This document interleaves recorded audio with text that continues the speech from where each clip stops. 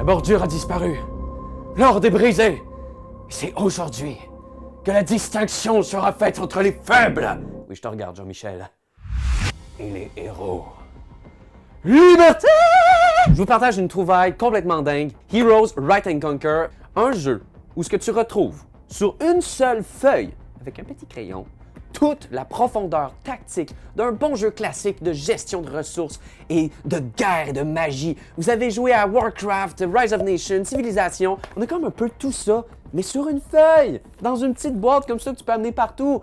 Tout le monde a le même territoire à conquérir.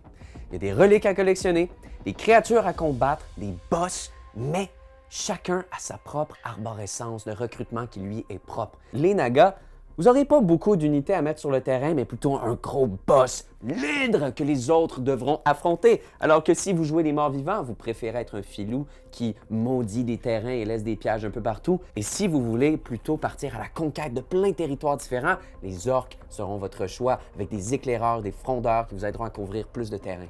C'est complètement original et impressionnant. Durant 16 manches, vous vous déplacez sur le territoire pour amasser du bois, du métal et de l'or, bâtir des forteresses, recruter une armée, tout ce qu'on peut s'attendre d'un jeu de ce type-là. Parce que oui, si vous tombez sur le même terrain qu'un de vos adversaires, c'est la guerre! Il y a tellement de choses à aimer dans Heroes Write and Conquer, mais c'est surtout son format complètement original qui permet de jouer à un gros jeu de gestion absolument n'importe où qui nous a charmés. Fait que...